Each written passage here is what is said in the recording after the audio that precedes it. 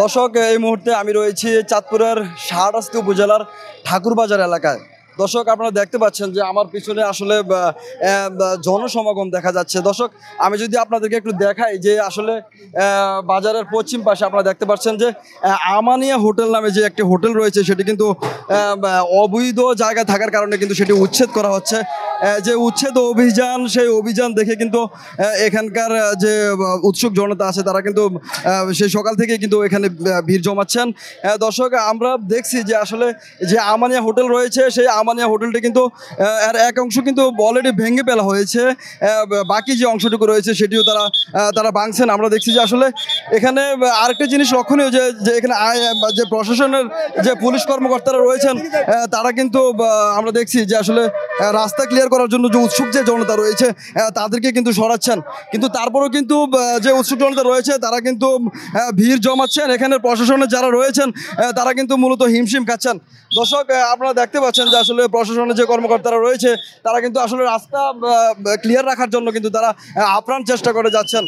দর্শক, যদিও এই রাস্তাটি কিন্তু অনেক সংকীর্ণ, এই সংকীর্ণতার মধ্যেও কিন্তু তারা যে অভিযান চালাচ্ছেন, এই অভিযানে সাময়িকের জন্য কিন্তু কিছুটা বিঘ্ন করছে। যে যান রয়েছে সেগুলো কিন্তু ধীরে ধীরে কিন্তু আসছে। দর্শক, এ পর্যায়ে আমরা আপনাদেরকে দেখানোর চেষ্টা করব যে আসলে এখানে যে দায়িত্বরত যে অফিসার রয়েছেন, অর্থাৎ যে ম্যাজিস্ট্রেট রয়েছেন, তার সাথে আমরা কথা বলে আপনাদেরকে জানানোর চেষ্টা করব যে আসলে কি কারণে এই উচ্ছেদগুলো হচ্ছে এবং সেটার যে মিশন সেটা কোথায় পর্যন্ত হবে আপনাদেরকে জানানোর চেষ্টা করব। দর্শক, আমি যদি আপনাদেরকে দেখাই যে আসলে যে এখনো কিন্তু এগুলো যে হোটেল রয়েছে সেটা ভেঙে কিন্তু তার ধ্বংসাবশেষ যেগুলো আছে, যে কনক্রিট রয়েছে সেগুলো কিন্তু পৌরসভার যে ট্রাক রয়েছে সেই ট্রাকের মধ্যে কিন্তু এগুলো উঠানো হচ্ছে।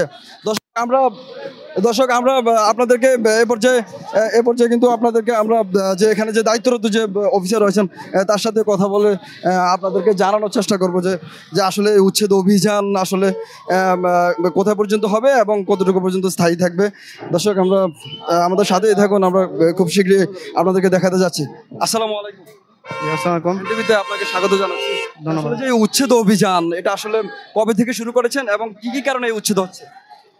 আমাদের শাহরাস্তি উপজেলার ঠাকুরবাজার এলাকায় আমাদের যে মেহেরগোদা খাল আছে, এই মেহেরগোদা খালের 1 নম্বর খাস খতিয়ানের জায়গার উপর যে অবৈধ স্থাপনা, আংশিকভাবে স্থাপিত যে অবৈধ স্থাপনা, ওই অবৈধ স্থাপনাগুলো হচ্ছে আমরা যথাযথভাবে উচ্ছেদ নথি সৃজনপূর্বক বিজ্ঞ জেলা প্রশাসক ও জেলা ম্যাজিস্ট্রেটের লিখিত নির্দেশনাপূর্বক তাদেরকে যথাযথভাবে নোটিশ জারিপূর্বক এবং মাইকিং করে অবহিত করার মাধ্যমে আমরা আজকে উপজেলা প্রশাসনের উদ্যোগে আমরা এই অবৈধ স্থাপনার আংশিক যে অংশটুকু সরকারি অংশের উপর পড়েছে সেটা আমরা উচ্ছেদ করেছি।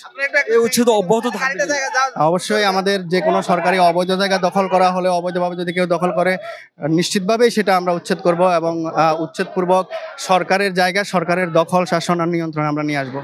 এই উচ্ছেদ করতে গিয়ে আপনাদের কোনো বাধার সম্মুখীন হতে হচ্ছে কিনা?